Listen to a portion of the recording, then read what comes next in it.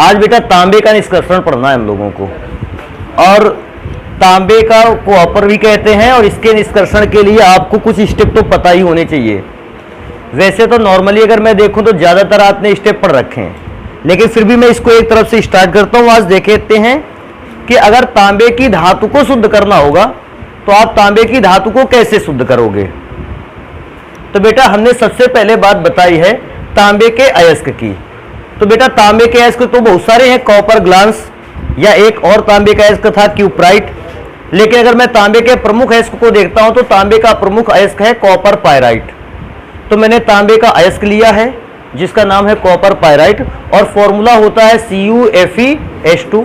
अगर कोई ऐसा पूछता है तो आप उसको यह भी इंफॉर्मेशन दे सकते हो कि भैया जो तांबे का प्रमुख अयस्क है कॉपर पायराइट, ये एक प्रकार का सल्फाइड अयस्क है। सल्फाइड अयस्क जानते हो ना, ये फॉर्मूला सल्फर से खत्म हो रहा है, इसलिए इसको सल्फाइड अयस्क बोल सकते हैं। अगर आपने कहीं से किसी खान से या खादान से आपने तांबे के या कॉपर के अयस्क को निकाल लिया, तो आप क्या करवाते हो, अयस्क का सबसे पहला काम होता है अयस्क में से धूल मिट्टी बालू पत्थर के कणों को क्या कर देना, अलग। सोचो जो आपको अयस्क मिला है, अगर आप उससे धूल मिट्टी बालू कंकड़ पत्थर अलग करना चाहते हो, आप अयस्क का क्या करवाओगे, सांद्रण। और अयस्क का सांद्रण करवाओगे तो तांबे की धातु के अयस्क का सांद्रण कौन सी विधि से होता है, झाग प्लवन विधि से। अच्छा बात यह है इंपॉर्टेंट कि झाग प्लवन विधि तो आप पढ़ ही चुके हो, जानते हो क्या क्या करना होता है। इसके बाद आ जाते हैं जब हम सांद्रण करवा लेते हैं झाग प्लवन विधि से, तो अयस्क को क्या कहते हैं, सांद्रित अयस्क। अच्छा सांद्रित अयस्क में से जरूरी होता है कि हम इसका क्या करवाएं, भर्जन। कोई पूछेगा सर जी भर्जन क्यों करवाया, एक हेडिंग क्यों छोड़ दी, निस्तापन। तो बेटा निस्तापन तो तब करवाया जाया करता था जब अयस्क में से या तो कार्बोनेट अशुद्धि होती थी, या तो नमी होती थी, या हाइड्रेटेड अशुद्धि होती थी, या हाइड्रोक्साइड अशुद्धि होती थी। सल्फर की अशुद्धि और फास्फोरस की अशुद्धि जो कि अवेलेबल है, इस अशुद्धि के लिए आप पदार्थ का क्या करवाते थे, भर्जन। अच्छा भर्जन के बाद हम क्या करवाएंगे, प्रगलन। अच्छा भर्जन क्या करता है, सल्फाइड अशुद्धि को समाप्त कर देता है, दूर कर देता है। इसके बाद प्रगलन करवाएंगे। अच्छा प्रगलन क्या करता है, प्रगलन अयस्क में उपस्थित अगलनीय अशुद्धियों, अगलनीय अशुद्धि का मतलब जानते हो, जो अशुद्धियां पिघलती नहीं, ऐसी अशुद्धियों को समाप्त करता है। फिर जैसे ही प्रगलन हो जाएगा तो हम एक और प्रोसेस करवाएंगे जो आपने नहीं पढ़ा है। कौन सा प्रोसेस आपने नहीं पढ़ा है, बेसेमरीकरण। इस प्रोसेस को, ये प्रोसेस आपके लिए नया होगा, बाकी तो प्रोसेस आपने खुद पढ़ रखे हैं।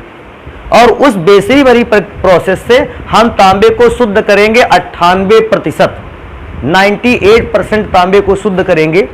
लेकिन हमें चाहिए होगा कि हम तांबे को और भी अच्छा शुद्ध करना चाहते हैं। वैसे तो 98% जो तांबे की प्योरिटी है ये अपने आप में ही बहुत उच्च है, लेकिन कभी क्या होता है कि प्योरिटी तो तब तक करते रहना पड़ेगा हम लोगों को जब तक हम तांबे को सबसे शुद्धतम रूप में ना ले आए। तो हम तांबे को और भी शुद्ध करने के लिए उस तांबे का क्या करवाने वाले हैं, शोधन। शोधन की दो विधियां हैं, एक पोलिंग विधि और दूसरी है विद्युत अपघटनी विधि।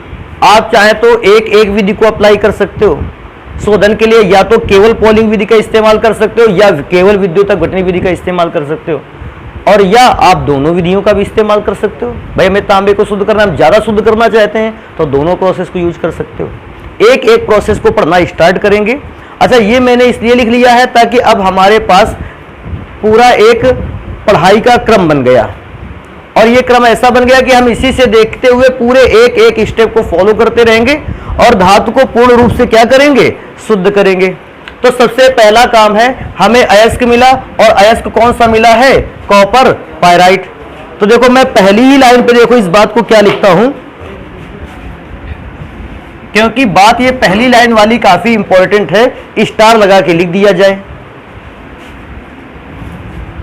मैंने क्या लिखा है, हम तांबे का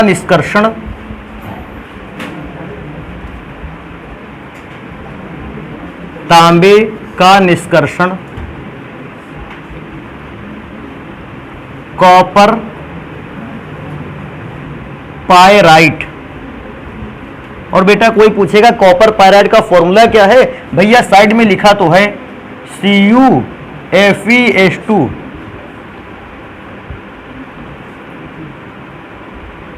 द्वारा करेंगे तो भैया वैसे तो कॉपर के बहुत सारे अयस्क अवेलेबल हैं, लेकिन जो हम आज पढ़ने वाले हैं वो तांबे का निष्कर्षण होगा कॉपर पायराइड के थ्रू, जिसका फॉर्मूला होता है CuFeS2।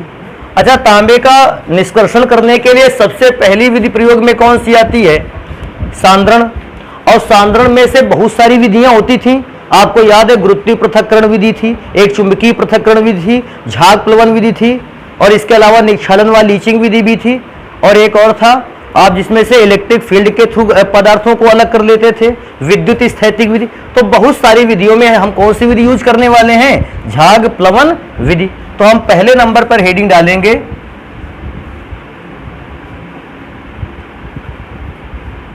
अयस्क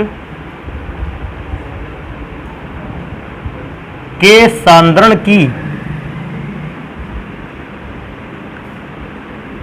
झाग प्लवन विधि।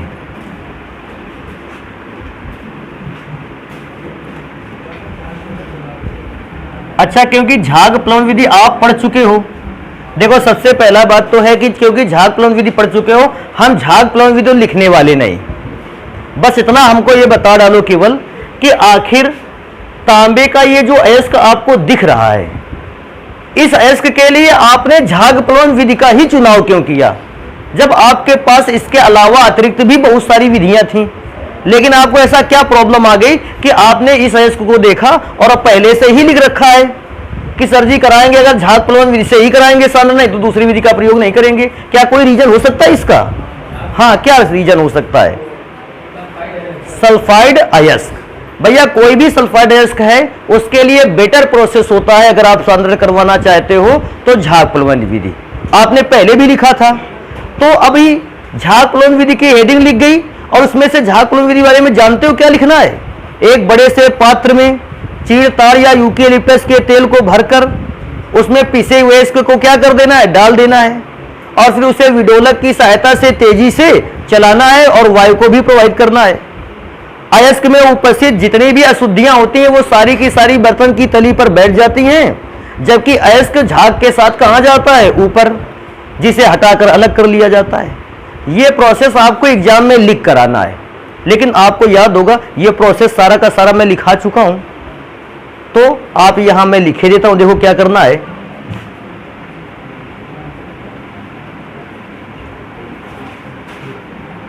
देखो क्या करोगे,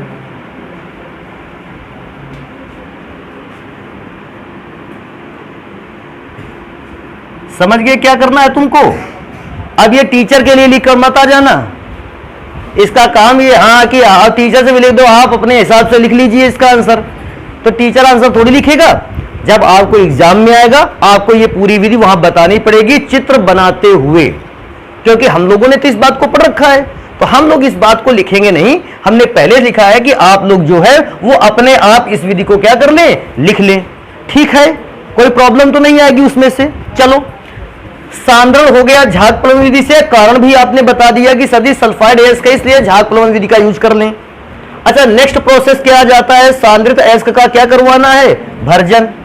तो भैया अब हम हेडिंग डाले देते हैं भर्जन। वैसे मैं भर्जन में कुछ ना लिखता, लेकिन भर्जन में अब लिखने के लिए कुछ चीजें हैं। क्या, सबसे पहले तो अभिक्रियाएं लिखनी पड़ेंगी हमें। तो बेटा जरा से थोड़ा सा इधर ध्यान दो और कुछ बातें हमें बताओ। सबसे पहली बात तो अयस्क को कहां पर गर्म करना है, वायु की अनुपस्थिति में कि वायु की उपस्थिति में। तब आपको पता है कहां गर्म करना है, वायु की। बेटा इसका मतलब समझ जाओगे ना क्या है, उपस्थिति में। और बेटा कितना गर्म करना है, गलनांक से अधिक ताप पर कि कम ताप पर, गलनांक से कम ताप पर। तो जब आप अयस्क को वायु की उपस्थिति में गर्म करोगे और गलनांक से कम ताप पर गर्म करोगे, तो कम ताप पर गर्म करने पर हम बताएंगे भैया कौन से विक्रियाएं हो सकती हैं। निम्न अभिक्रियाएं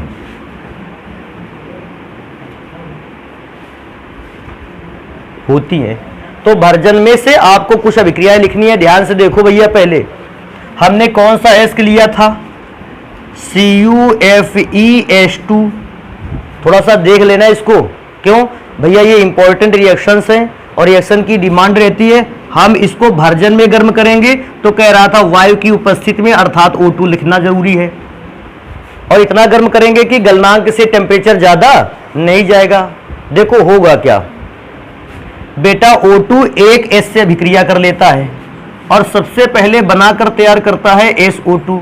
थोड़ा सा ध्यान रखना बेटा, S टोटल कितने थे, 4 में से एक S आपने वहां लिख रखा है, बचे कितने S, 3। तो बेटा Cu2 है, पहला पदार्थ बनेगा Cu2S। और फिर बेटा 2 में Fe का गुणा है तो 2 Fe और 2 ही S बचे हैं, तो दूसरा पदार्थ बनकर तैयार होगा 2FeS। तो जैसे ही मैंने भर्जन प्रक्रिया में कॉपर पायराइड को गर्म किया, हमें 3 पदार्थ मिले।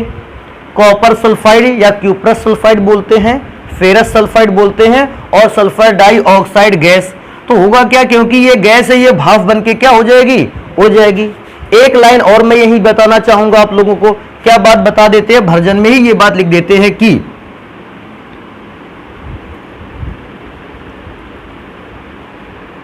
अयस्क में उपस्थित फास्फोरस, आर्सेनिक, एंटीमनी, अशुद्धियां भी अलग हो जाती हैं। अशुद्धियां भी अलग हो जाती हैं। तो मैं क्या सोचता हूं कि ये आपने तो लिखा ही अभिक्रिया, साथ में ये भी बता दीजिए कि अयस्क में जो थोड़ी बहुत फास्फोरस की, आर्सेनिक और एंटीमनी की अशुद्धियां थी वो भी क्या हो जाएंगी, हट जाएंगी, अलग हो जाएंगी, गायब हो जाएंगी। लेकिन भर्जन में केवल क्या यही चेंज होता है? नहीं भैया, भर्जन में इसके अतिरिक्त भी कुछ चेंज होता है, उसको भी ध्यान दो। जो क्यूप्रस सल्फाइड बनकर तैयार हुआ है यह भी वायु से विक्रिया करता है। जो फेरस सल्फाइड बनकर तैयार हुआ है यह भी वायु से विक्रिया करता है। केवल CuFeS2 ही वायु से विक्रिया करके क्यूप्रस सल्फाइड और फेरस सल्फाइड में नहीं बदलता, बल्कि ये पदार्थ भी अभी वायु से विक्रिया करेंगे दोनों। और जब ये दोनों पदार्थ विक्रिया करते हैं तो बेटा पदार्थ SO2 से विक्रिया करेगा, बनेगा SO2। और बेटा Cu2 जब O से विक्रिया करेगा तो बनेगा Cu2O। अभिक्रिया को बैलेंस करने के लिए आप बेटा यहां 3/2 से मल्टीपल कर सकते हो और बना सकते हो फॉर्मूले को। ऐसे ही अभिक्रिया यहां पर भी होगी, SO2 से अभिक्रिया करेगा, बनाएगा SO2। और बेटा FeO से अभिक्रिया करेगा, बनाएगा FeO। अभिक्रिया को बैलेंस करने के लिए आप करना चाहो तो 3/2 O2 लिख सकते हो। 2 को कैंसिल कर देगा, 3 O है, जिनमें से 2 O तो यहां पे हो गए, 1 O यहां एडजस्ट हो गया। अब इस जगह एक बात तुम लोग समझ के रखो अपने लिए, क्या है कि अगले स्टेप पे ये बात तुम्हारे काम आएगी। ध्यान रखना, जब आपने कॉपर पायराइड को वायु के साथ गर्म किया था ये 2 पदार्थ बने थे, और आपने जल्द ही ये बात बता दी कि ये दोनों पदार्थ भी वायु से अभिक्रिया करके क्यूप्रस ऑक्साइड और फेरस ऑक्साइड में चेंज हो जाएंगे। लेकिन मैं आपको एक एग्जांपल के थ्रू बताता हूं। जैसे ये पदार्थ बना 10 किलो, ये भी पदार्थ बना 10 किलो। 10 किलो क्यूप्रस सल्फाइड जब वायु से अभिक्रिया करता है तो वो पूरा का पूरा क्यूप्रस ऑक्साइड में चेंज नहीं होता है, समझ रहे? कुछ बहुत क्यूप्रस सल्फाइड अभी भी भट्ठी के अंदर शेष पड़ा रह जाता है। मैं देखो इसको दोबारा से रिपीट कर देता हूं। जितना भी क्यूप्रस सल्फाइड आपने वायु के साथ अभिक्रिया करवाई, आपके पास क्यूप्रस सल्फाइड तो बहुत सारा तैयार होगा, लेकिन उनमें से कुछ क्यूप्रस सल्फाइड की मात्रा बदल जाएगी काहे में, क्यूप्रस ऑक्साइड में, और भट्ठी में अभी भी कुछ मात्रा में क्यूप्रस सल्फाइड रह जाएगा। सेम यही चीज फेरस सल्फाइड के साथ भी है। फेरस सल्फाइड तो बना होगा यहां पर बहुत सारा, लेकिन जब फेरस सल्फाइड ने वायु के साथ अभिक्रिया की तो वो फेरस ऑक्साइड में चेंज हुआ। लेकिन अब बात आती है कि जितना फेरस सल्फाइड यहां यूज किया गया था, क्या पूरा का पूरा फेरस सल्फाइड फेरस ऑक्साइड में बदल गया? तो बेटा इसका आंसर है कि पूरा का पूरा फेरस सल्फाइड फेरस ऑक्साइड में बदला नहीं है। ना तो पूरा का पूरा क्यूप्रस सल्फाइड क्यूप्रस ऑक्साइड में बदला है और ना तो पूरा का पूरा फेरस सल्फाइड फेरस ऑक्साइड में बदला है। तो अब हम यह जानना चाहेंगे कि आखिर जब भर्जन हमने करवा लिया, अभी भी हमारे पास कौन कौन सा पदार्थ रह गया। तो देखो भर्जन में ये दो पदार्थ तो बनकर तैयार हुए, समझ गए, और तो ये दो पदार्थ तो हमारे पास अभी भी हैं, और साथ में ध्यान से देखने वाली बात है कुछ मात्रा में ये भी पदार्थ बचे हैं, क्योंकि हमने इनको गर्म तो किया था, लेकिन गर्म करने पर क्या पूरा का पूरा क्यूप्रस सल्फाइड Cu2O में चेंज हुआ था? नहीं, अभी भी कुछ क्यूप्रस सल्फाइड या फेरस सल्फाइड बच गया था। तो हमारे पास गिनने के लिए तो 4 पदार्थ बचे हैं, और इन 4 पदार्थों के नाम भूलने नहीं चाहिए। पहला, भर्जन की प्रक्रिया में बना क्यूप्रस ऑक्साइड हमारे पास बचा है, जिसे हम धातु का ऑक्साइड भी कहते हैं। एक भर्जन प्रक्रिया में बना हुआ FeO हमारे पास बचा है। 2 तो ये हो गए, और 2 पदार्थ कौन से बचे हैं?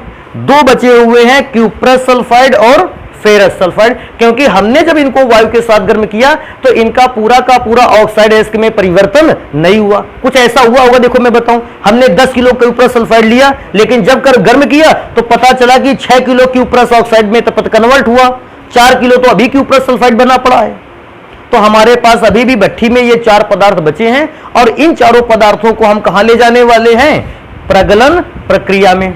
अच्छा, तो एक काम करना, एक और सोचो बात को, आपको कौन से पदार्थ को शुद्ध करके लाना है? तो ठीक है, Cu को शुद्ध करके लाना है, तो ये FeO मेरे लिए क्या है? बेकार, अशुद्धि है। और ध्यान से देखकर बताओ, ये अशुद्धि क्षारीय है नहीं, FeO। तो इसको समाप्त करने के लिए प्रगलन प्रक्रिया में किस प्रकार के गालक का इस्तेमाल किया जाए? अम्लीय गालक का। आपने लिखा था कि जब भी किसी पदार्थ में क्षारीय अशुद्धि आती है अम्लीय गालक का प्रयोग करते हैं, और अम्लीय अशुद्धि आती है तो कैसे गालक का प्रयोग करते हैं? क्षारीय। तो पहली बात वो कि कौन से 4 पदार्थ बचे हैं? Cu2S, FeS, Cu2O, FeO। और फिर उनमें से भी ये कैसी अशुद्धि है? अगलनीय। और प्रगलन क्रिया में तो हम अगलनीय अशुद्धि को तो ही दूर करते हैं। जल्दी से इसको नोट करते हैं और प्रगलन प्रक्रिया को लिखते हैं। अभिक्रियाओं को मत छोड़ना, अभिक्रियाएं जरूर लिख करके आनी है, जल्दी से इसको नोट कर लो। हमने यहां लिखा भर्जन से प्राप्त जो भी आपको एस्क मिला है, अभी आपने भर्जन प्रक्रिया करवाई, उससे जो आपको एस्क मिला उसमें से ये 4 प्रकार के पदार्थ होते हैं। अच्छा, भर्जन प्रक्रिया के बाद क्या होता है कि इन 4 प्रकार के पदार्थों में जो ये लास्ट में आपको पदार्थ दिख रहा है, ये है अगलनीय अशुद्धि। और उस अगलनीय अशुद्धि को समाप्त करने के लिए हमें चाहिए गालक। तो हम इस बात को भी तो बता दें यहां पर, तो मैंने हेडिंग डाल रखी है प्रगलन। तो प्रगलन में देखो हम इस बात को लिखेंगे, अयस्क में पाई जाने वाली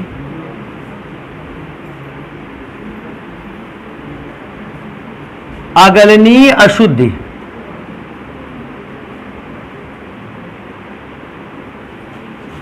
और बेटा अगलनीय अशुद्धि जानते हो क्या? इस पर FeO।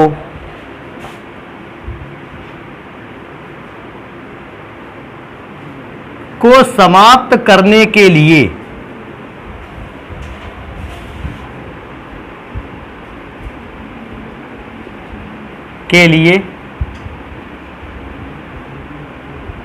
प्रगलन की विधि प्रयोग में लाई जाती है।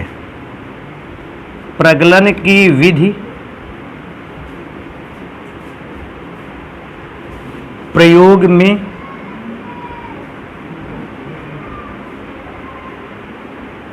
लाई जाती है। हाँ बेटा, इस जगह एक और बात बता सकते हो, कह सकता है कि प्रगलन में आखिरी विधि का प्रयोग किया आपने, किसी भट्ठी का प्रयोग किया होगा, वो भट्ठी कौन सी थी? तो भैया इस जगह पर भट्ठी का नाम लिख सकते हो।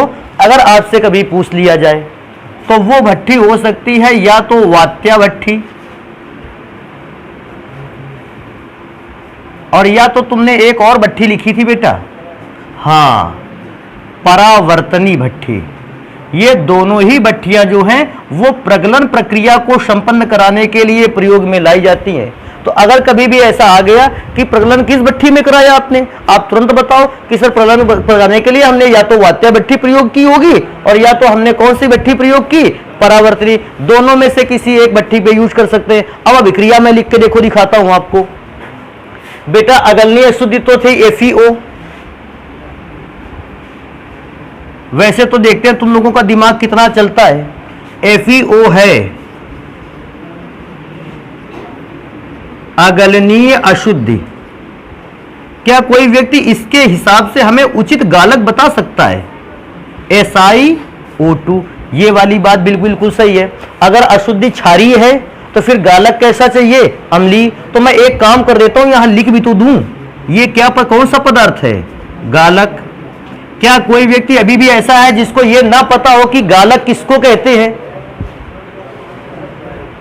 अगलनीय अशुद्धियों को पिघलाने के लिए हम जिस पदार्थ का प्रयोग करते हैं उस पदार्थ को क्या कहा जाता है? गालक।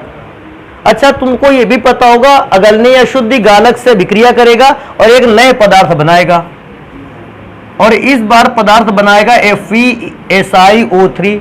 कैसे? Fe के साथ एक O है, Si के साथ 2 O है, तो ये दोनों O अगर आपस में मिल गए तो FeSi और O2 और 1 मिलकर कितना हो गया? 3। क्या किसी व्यक्ति को इसका नाम मालूम है क्या कहते हैं? ये है धातुमल, जिसको आप स्लैग कहते थे। और ये धातुमल होता है पिघली हुई धातु से हल्का, इसलिए ये धातुमल पिघली धातु के कहां तैरता रहता है? ऊपर। तो इस बात को आपको प्रगलन प्रक्रिया पर लिख करके आना है। अच्छा, अब प्रगलन प्रक्रिया में एक बात और मैं बताऊंगा। देखो, 2 बातें 3 बातें कहता एक बात हूं, लेकिन बताऊंगा 2-3 बातें।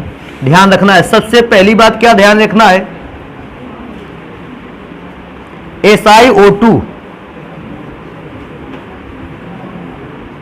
की मात्रा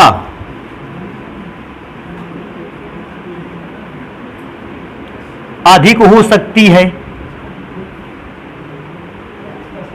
देखो कैसा होता है भाई, आपने गालक के रूप में SiO2 को डाला, हो सकता है आपसे SiO2 ज्यादा मात्रा में पड़ जाए।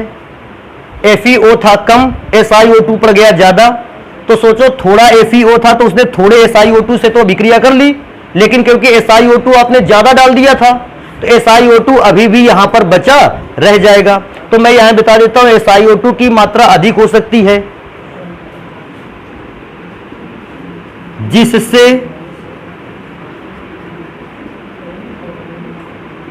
अतिरिक्त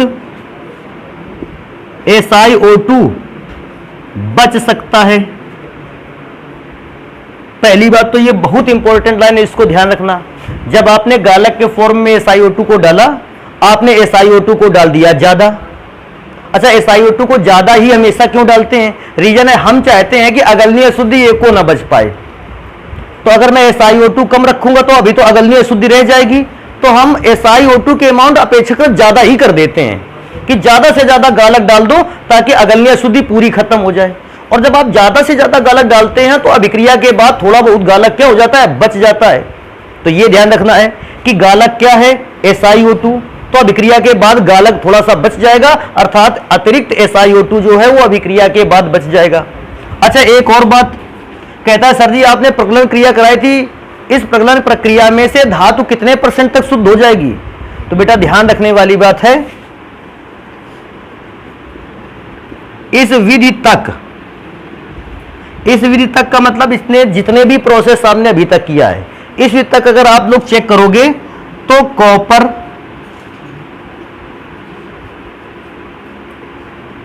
की शुद्धता मात्र 50% तक रहती है। मतलब अभी क्या है कि धातु तो बहुत ज्यादा अशुद्ध है, क्योंकि हमने जब धातु को शुद्ध भी किया तो इतना धातु को शुद्ध करने के बावजूद हमने सारे अच्छे काम तो उसमें कर लिए, लेकिन अभी भी क्या है, धातु केवल 50% तक शुद्ध हो पाई है। तो कहता है कि अगर 50% शुद्ध हो पाई है तो अशुद्धि कौन सी है? तो भैया एक अशुद्धि तो तुमने लिख लिया, जो खुद मिला दी तुमने, SiO2, और बाकी अशुद्धियां जानते हो कौन कौन सी रह गई हैं? Cu2S, FeS, और Cu2O, तो ये बताओ उसको, इसमें Cu2S, FeS व Cu2O की अशुद्धि शेष बचती है, शेष बचती है। तो भैया 50% आपको कॉपर मिला, भी 50% तो अशुद्धि है। पूछेगा अशुद्धि कौन कौन सी है? 4 अशुद्धियां हैं अभी भी। SiO2 जो आपने एक्स्ट्रा मिला दिया था, Cu2S, FeS और Cu2O, अभी हम इनको दूर करने चल रहे हैं। लेकिन कौन से प्रोसेस में दूर करेंगे चल के? बेसेमरीकरण में। तो एक काम करते हैं, इसको नोट करते हैं, अब पढ़ते हैं कि बेसेमरीकरण कौन सा प्रोसेस है, आखिर ये क्या करवा पाएगा। तो जल्दी से इसको नोट कर लेते हैं फिर। अब सबसे पहले आता है बेसेमरीकरण। भैया उससे भी पहले एक बात जान लो, बेसेमर परिवर्तक। बेसेमर परिवर्तक भी एक प्रकार की भट्ठी है और उस भट्ठी में होने वाली प्रक्रिया को कहते हैं बेसेमरीकरण। तो अगर कोई व्यक्ति तुमको कहता है कि बेसेमरीकरण क्या है, तो हम सबसे पहले उसको देखो कैसे बताते हैं। उसको बताते हैं कि भैया बेसेमर परिवर्तक एक प्रकार की भट्ठी है जिस पर हम कई प्रकार की अशुद्धियों को क्या करते हैं? समाप्त करते हैं। और इस भट्ठी में जो भी प्रक्रिया होती है उस भट्ठी को कहते हैं बेसेमरीकरण। और फिर इसमें से कुछ इंपॉर्टेंट रिएक्शन जिनको भैया पढ़ लेना है तुम्हें, तो जरा ध्यान से देखते हैं इस बात को। क्या लिखते हैं देखो, मैं पहले सबसे पहले तो यही लिखे देता हूं कि जो बेसेमर परिवर्तक है, बेसेमर परिवर्तक एक प्रकार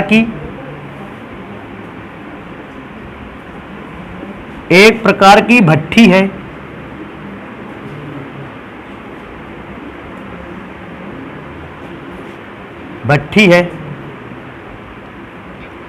जो कई प्रकार की रासायनिक अभिक्रियाओं को संपन्न कराती है, जो कई प्रकार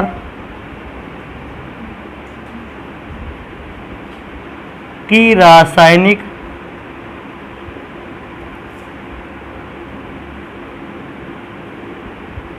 अभिक्रियाओं को संपन्न कराती है।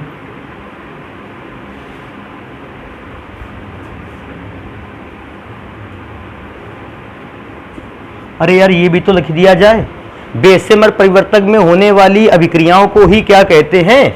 बेसेमरीकरण।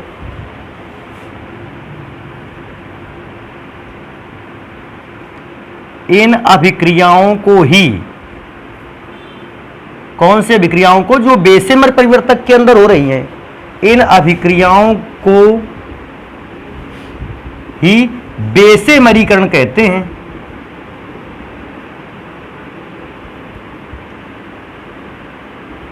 करण कहते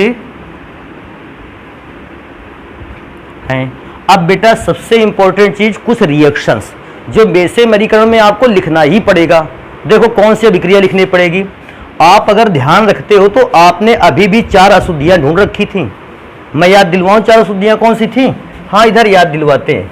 एक तो Cu2S थी, एक कौन सी थी? FeS थी, एक और थी Cu2O और एक और थी SiO2। तो अब इन अशुद्धियों को दूर कैसे करा जाए? तो सबसे पहला काम है Cu2S जो है, ये अभिक्रिया कर लेगा Cu2O से। फिर से ध्यान रखना, जो Cu2S है वो अभिक्रिया करेगा Cu2O से। एक Cu2S का मोल 2 मोल Cu2O से अभिक्रिया करेगा। अभिक्रिया का तरीका ये है कि S दोनों O को लेकर अलग हो जाएगा। पहला पदार्थ SO2 ये भाप बनकर उड़ जाएगा, गैस बनकर उड़ गया। अब अच्छा ध्यान देने वाली बात है, कॉपर के 2 मोल यहां बचे, 4 मोल यहां बचा, तो टोटल कितने मोल कॉपर बचा? 6 मोल। तो इसको लिख सकते हैं 6 Cu। और ये बेटा धातु कैसी है? शुद्ध। अब थोड़ा सा ध्यान रखो बेटा, इस बात को अपना दिमाग इस जगह फोकस करो। इस कॉपर से कौन सी गैस निकल रही है? Sulphur dioxide. तो जब कॉपर से सल्फर डाइऑक्साइड गैस निकल रही होती, भाई कॉपर कैसा होता है? पिघला हुआ। और पिघले हुए कॉपर से जब सल्फर डाइऑक्साइड गैस निकलती है तो इस सल्फर डाइऑक्साइड बुलबुले के रूप में निकलती है। क्योंकि कॉपर से सल्फर डाइऑक्साइड गैस बुलबुले के रूप में निकल रही है। बचे हुए उस कॉपर को कहते हैं फफोलेदार तांबा। इस जगह इस बात को भैया बहुत ढंग से याद रखना। कभी भी अगर तुमसे पूछा जाए तो बताओगे बेसेमर परिवर्तक में जब हमने बेसेमरीकरण प्रक्रिया करवाई तो हमने देखा कि कॉपर जो शुद्ध धातु प्राप्त भी हुई थी उससे कौन सी गैस के बुलबुले निकल रहे थे? सल्फर डाइऑक्साइड गैस के बुलबुले अलग हो रहे थे, भाप बनकर उड़ रहे थे। और सल्फर डाइऑक्साइड गैस के बुलबुले निकलने के कारण हमने उस धातु का नाम रखा फफोलेदार तांबा। तभी एक क्वेश्चन और आ सकता है और बहुत बार आया है कि भैया फफोलेदार तांबा जो तुमने प्राप्त किया ये कितने परसेंट शुद्ध था? तो बेटा फफोलेदार तांबा शुद्ध होता है कितने परसेंट? 98%। कहता है 2% अशुद्धि रह गई, भैया रह गई 2% अशुद्धि। और वो 2% अशुद्धि जो रह गई है उसको कहां शुद्ध करेंगे? या तो पोलिंग विधि द्वारा और या तो विद्युत अपघटनी विधि द्वारा, तो उसको शुद्ध करेंगे। लेकिन एक तो रासायनिक अभिक्रिया अभी भी रह जाती है। कौन सी रासायनिक अभिक्रिया रह जाती है? याद करो, Cu2S तुमने खत्म कर दिया Cu2O के साथ मिलाकर, अभी भी तो ये अशुद्धियां रह गई हैं, तो उन अशुद्धियों का भी तो कुछ करोगे जाकर। तो भैया उन अशुद्धियों को क्या करेंगे कि हम सबसे पहले बात करेंगे FeS पर। क्या होगा भैया? FeS भी O2 से अभिक्रिया करेगा और बन जाएगा FeO प्लस SO2। अभिक्रिया बैलेंस नहीं है, उस पर ध्यान मत देना।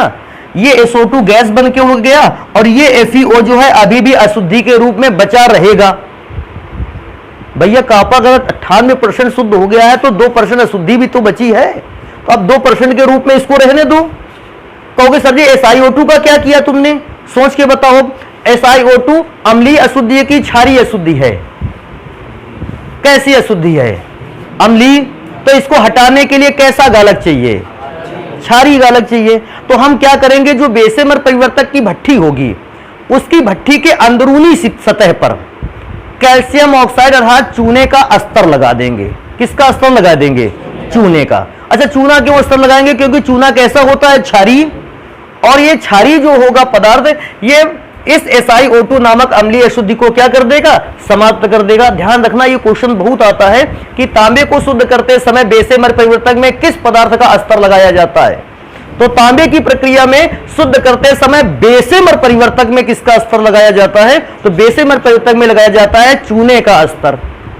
इसी में से एक क्वेश्चन और बन के आता है। क्या क्वेश्चन बन के आता है कि तांबे को शुद्ध करते समय प्रगलन क्रिया में वात्या भट्ठी पर कौन सा अस्तर लगाया जाता है? तो ध्यान रखना, प्रगलन प्रक्रिया में जब आप वात्या भट्ठी का यूज कर रहे थे या परावर्तनी भट्ठी का यूज कर रहे थे, आपने इसी SiO2 का अस्तर लगाया था। SiO2 ज्यादा डाल दिया था उस समय, याद आया कुछ? और ज्यादा डाल देने की वजह से ये SiO2 बच गया था। तो प्रगलन प्रक्रिया में SiO2, लेकिन बेसेमरण प्रक्रिया में, बेसेमरीकरण प्रक्रिया में आपने अस्तर लगाना है किसका? Calcium oxide. तो अब देखो यहां पर वो लाइन लिखी जाएगी क्योंकि इंपॉर्टेंट लाइन है, इसको थोड़ा सा अच्छा करके लिखेंगे। SiO2 को समाप्त करने के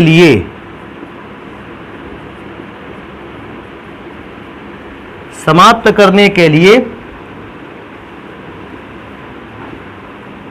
बेसेमर परिवर्तक। कोई पूछेगा सर जी बेसेमर परिवर्तक होता क्या है? मैं बता दूंगा, ये एक प्रकार की क्या है? भट्ठी है। वैसे भट्ठी को बताएं तो ये नाशपाती के आकार की बनी होती है। अरे तुम लोगों को एक बात बताएं, देखो बेसेमर परिवर्तक विषय में, तुम लोगों ने सीमेंट मोरंग को मिलाने वाली मशीन देखी है जिसपे लोग लेंटर वगैरह पड़ता है छतों वगैरह पर? अगर तो आपने देखा होगा वो एक काफी जगह घुमावदार होता है नाशपाती के आकार की मशीन। वैसा ही होता है बेटा बेसेमर परिवर्तक, बशर्ते इस जो आपने देखी है इसको टेम्परेचर नहीं दे सकते, ये मिक्सर मशीन है। और बेसेमर परिवर्तक होता है वो हीट देने के लिए होता है भैया, प्रगलन प्रक्रिया को कराने के लिए होता है। तो क्या कहता है? समाप्त करने की बेसेमर परिवर्तक या भट्ठी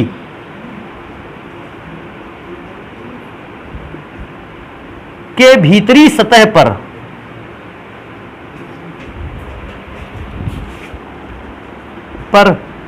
चूने का अस्तर लगा देते हैं। चूने का अस्तर का मतलब चूने की एक पतली परत को चढ़ा दिया, हो गया चूने का अस्तर।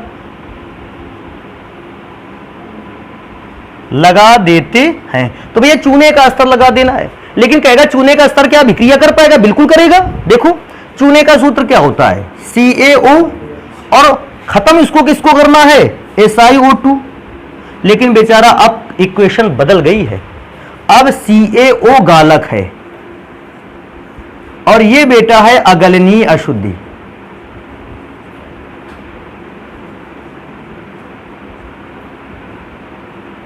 अभी कुछ देर पहले अभिक्रिया में SiO2 गालक था और FeO था अगलनीय अशुद्धि, लेकिन अभी क्वेश्चन बदल गई, भैया ये गालक हो गया, ये अगलनीय अशुद्धि हो गई, दोनों ने अभिक्रिया की और बना लिया ACaSiO3, जिसको हम एक और नाम से जानते हैं धातुमल। तो ये धातुमल तो अलग हो गया होगा। अब तांबे में एक अशुद्धि बची है और मात्र एक अशुद्धि, जिसका नाम क्या है? FeO। और इस कारण से अभी तांबा 100% शुद्ध नहीं हुआ, बल्कि कितने % शुद्ध हुआ है? आपके कोई पेपर में एक क्वेश्चन और आता है, फफोलेदार तांबा कितने % अशुद्ध होता है? तो अगर शुद्धता का आता है तो 98% तो जानते ही हो, फफोलेदार तांबा कितने % अशुद्ध होता है? तो अशुद्ध पूछता है तो भैया 98 अगर % कोई पदार्थ शुद्ध है तो भैया वो उसकी अशुद्धि कितने % है? 2%। क्या फफोलेदार तांबा ही हम काम में लाएंगे? नहीं भैया, हमको तो शुद्ध करना है। तो फफोलेदार तांबे को 100% प्योर करने के लिए हम लोग और भी विधियों का प्रयोग करेंगे, जिन विधियों का नाम है पोलिंग विधि या फिर विद्युत अपघटनी विधि। क्या ये दोनों बातें पढ़ चुके हो तुम लोग? तो एक काम करो, इसको नोट करो, फिर दोनों विधियों पर चर्चा कर लेते हैं थोड़ी सी। अच्छा देखो, पोलिंग विधि क्योंकि तुम पढ़ ही चुके हो, शायद तुमको 2-4 चीजें याद हों, और क्योंकि 2 से 4 चीजें वैसे तो क्या है कि इसको तुम्हें अपने मन से ही लिखना है, लेकिन 2-4 चीजें याद हैं या नहीं इस बात को मैं चेक कर लेता हूं। सबसे पहले तो मैं पहली लाइन तो मैं लिख देता हूं कि जो आपको कौन सा तांबा प्राप्त हुआ है? फफोलेदार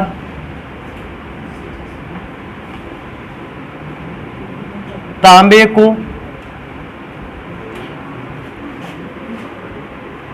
भट्ठी में रखकर, या कोई व्यक्ति ऐसा भी लिख सकता है चूल्हे में रखकर गर्म करते हैं। बेटा दूसरी बात बतानी है, बेटा भट्ठी या चूल्हे में रख के गर्म कर दिया, फिर इसे किसके द्वारा चलाते हैं? बांस की हरी बल्लियों के द्वारा। ये तो लिखा था आपने। अब इसे बांस की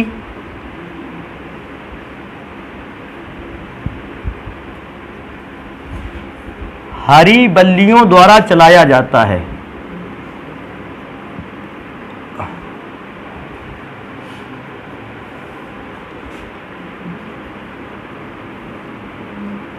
अच्छा, क्या किसी व्यक्ति को अभी भी याद है कि जब बांस की हरी बल्लियों से चलाया था, बांस की हरी बल्लियों से कौन सी गैस निकली थी? मेथेन। बिल्कुल सही है। तो बांस की हरी बल्लियों से प्राप्त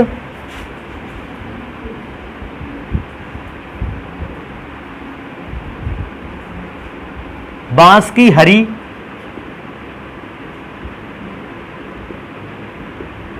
बल्लियों से प्राप्त, यार कौन सी गैस बोल रहे थे तुम लोग? मेथेन गैस बोल रहे थे। और एक पदार्थ और मिला था ना, कोक, कार्बन मिला था। भाई बांस की हरी बल्लियों में से मेथेन गैस निकलेगी और बचा हुआ कोक, ये किसको उड़ा करके अलग कर देता था? ऑक्सीजन को। बिल्कुल सही बता रहे हो। प्राप्त कोक धातु में उपस्थित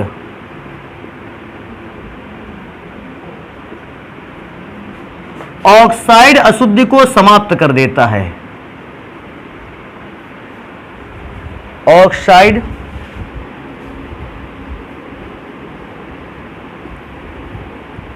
अशुद्धि को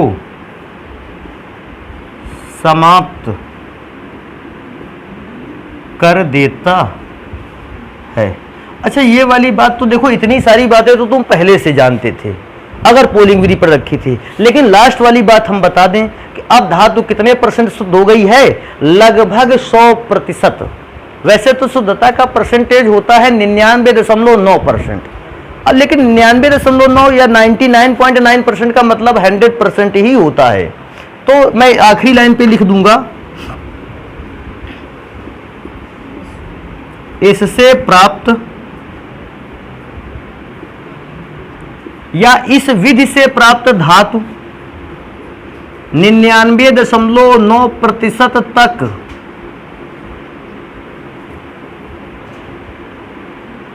शुद्ध होती है। लेकिन तभी बेटा एक बात और मैं पूछूंगा, क्या तांबे को यहां पर शुद्ध करने के लिए बेसेमरीकरण प्रक्रिया के बाद शुद्ध करने के लिए क्या केवल पॉलिंग विधि ही यूज की जा सकती थी? क्या हम पॉलिंग विधि अगर यूज ना करना चाहते, क्या कोई दूसरी विधि थी जो यूज कर सकते थे? आप कौन सी विधि यूज कर सकते थे? विद्युत अपघटनी विधि। थोड़ी सी बात पुरानी वाली याद करो। क्या बात याद करें कि विद्युत अपघटनी विधि में आपको एक बैटरी लेनी है। ले लेता हूं मैं, भैया ये बैटरी है। अच्छा, बैटरी में से जो ये छोटी वाले डंडे हैं ये निगेटिव टर्मिनल या किसको रिप्रेजेंट करते हैं? कैथोड को। और बैटरी में जो ये डंडे बड़े वाले हैं ये रिप्रेजेंट करते हैं पॉजिटिव टर्मिनल, या बेटा इसको एक और नाम से जानते हैं एनोड को। अच्छा, एक बड़ा सा आपको बर्तन लेना था और उस बर्तन में अगर मैं याद दिलवाऊं तो एक तांबे की प्लेट आपको लेनी थी पतली, और एक आपको तांबे की प्लेट कैसी लेनी थी? मोटी। देखो ये ले रखी है मैंने। तांबे की जो पतली प्लेट थी ये कैसी होती थी? शुद्ध होती थी। क्या कोई व्यक्ति बता सकता है तांबे की मोटी प्लेट किस प्रकार की होती थी? अशुद्ध। और मैं अशुद्ध के बाद Cu लिख देता हूं। हम लोग बात कर रहे हैं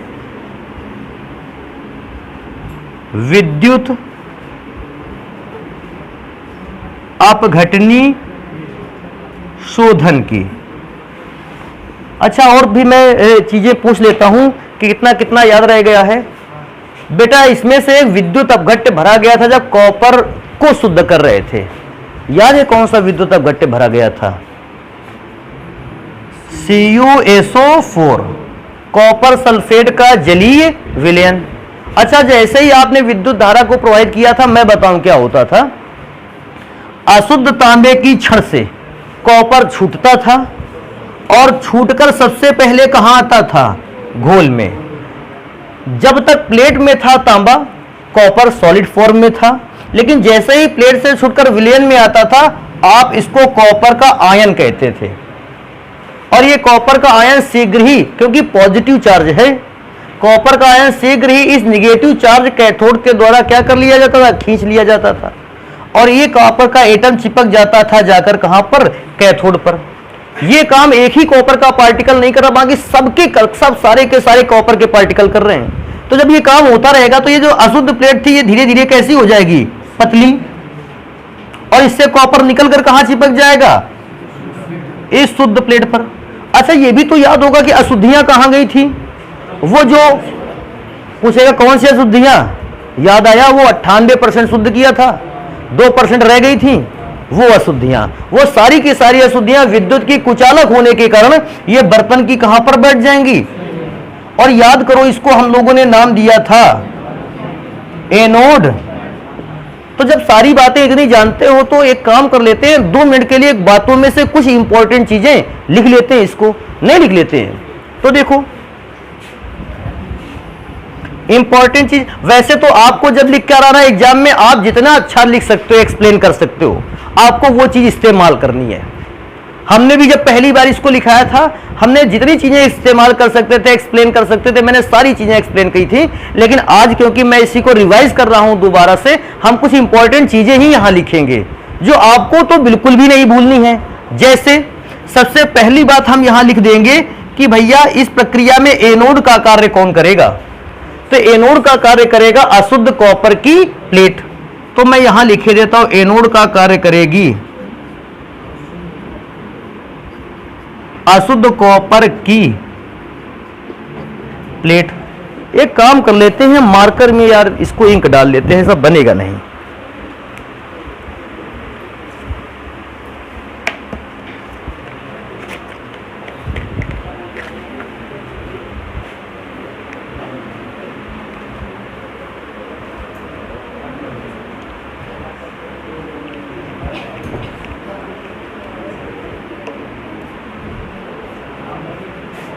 तो जो अशुद्ध कॉपर की प्लेट है वो कार्य करेगी एनोड का, और ये भी लिख सकते हो कि ये प्लेट जो है वो पॉजिटिव टर्मिनल से कनेक्ट है। और अगर हमसे कोई व्यक्ति पूछने लगेगा, कहेगा कैथोड की क्या कोई इंफॉर्मेशन मिल सकती है? हाँ भैया, कैथोड जो है वो शुद्ध कॉपर की प्लेट है। तो यहां लिख देना चाहिए हमें शुद्ध कॉपर की प्लेट। और ये भी तो बता दें, इसको हम बैटरी के कौन से आवेश सिरे से जोड़ेंगे? ऋणावेश। एक और चीज बता देनी चाहिए, विद्युत धारा का प्रवाह के लिए आपने जो इलेक्ट्रोलाइट विद्युत अपघट्य भरा है ये कौन सा है? तो हम यहां पर लिखेंगे विद्युत अपघट्य के रूप में हमने भर रखा है कॉपर सल्फेट का जलीय विलयन। अच्छा, जलीय विलयन ना लिखना चाहो तो कॉपर सल्फेट के लास्ट में AQ लिख देते हैं। इसका मतलब होता है कॉपर सल्फेट को पानी पर घोलकर भरा है। लास्ट में इंपॉर्टेंट चीजें क्योंकि लिख रहे हैं, ये लिख देंगे कि कैथोड पर और एनोड पर कौन से विक्रिया होती है। देखो, सबसे पहली बात लिखेंगे एनोड पर कौन सी विक्रिया हुई। बेटा एनोड पर तो क्या हुआ, पहले कॉपर प्लेट पर था, फिर वहां से छूटकर कहां के चला गया? घोल में। तो पहले कॉपर था प्लेट पर, इसलिए सॉलिड लिखा जाए, और फिर कॉपर क्या हो गया? प्लेट से निकलकर चला गया घोल में, और घोल में लिखा जाए आयन की फॉर्म में। अच्छा, घोल में जब भी जाता है क्योंकि आयन के रूप में रहता है, इस दौरान इसने प्लेट से निकलकर आयन के रूप को प्राप्त करने के लिए कितने इलेक्ट्रॉन त्यागे होंगे? 2। तो भैया मैं 2 इलेक्ट्रॉन वहां बगल में लिखे देता हूं। अच्छा, फिर क्या हुआ? ये पदार्थ गया कैथोड की ओर। कैथोड की ओर इसलिए गया क्योंकि कॉपर पर डबल पॉजिटिव चार्ज था, और पॉजिटिव चार्ज कॉपर को नेगेटिव चार्ज प्लेट ने अपनी ओर खींच लिया, आकर्षित कर लिया। सोचने वाली बात है, जब ये कॉपर पॉजिटिव चार्ज इस प्लेट पर पहुंचेगा तो प्लेट अपने अंदर से इलेक्ट्रॉन निकाल के इस कॉपर के आयन को देगी, और जो कॉपर के अंदर इलेक्ट्रॉनों की कमी है वो समाप्त हो जाएगी। तो कॉपर के अंदर ये जो 2 इलेक्ट्रॉनों की कमी है, जानते हो ये 2 इलेक्ट्रॉन किसने दिए हैं? प्लेट ने कॉपर को दिए, और कॉपर की ये जो इलेक्ट्रॉनों की कमी थी वो पूरी तरीके से क्या हो गई? समाप्त हो गई, और कॉपर फिर से सॉलिड के फॉर्म में चेंज हो गया। पूछेगा कितना % शुद्ध कॉपर है? 99.9% शुद्ध कॉपर है। और इस प्रकार से आप कॉपर की धातु को पूर्ण रूप से शुद्ध कर सकते हो इन दिए गए कुछ स्टेप की सहायता से। तो बेटा कॉपर की धातु को भी शुद्ध करना हमने सीख लिया है। अभी नेक्स्ट क्लास पे हम लोग इस बात को पढ़ेंगे, भी 2 धातुएं रह जाती हैं, एक लोहा और दूसरा जिंक। तो इन धातुओं को शुद्ध करने के प्रोसेस पढ़ते हैं नेक्स्ट क्लास पे।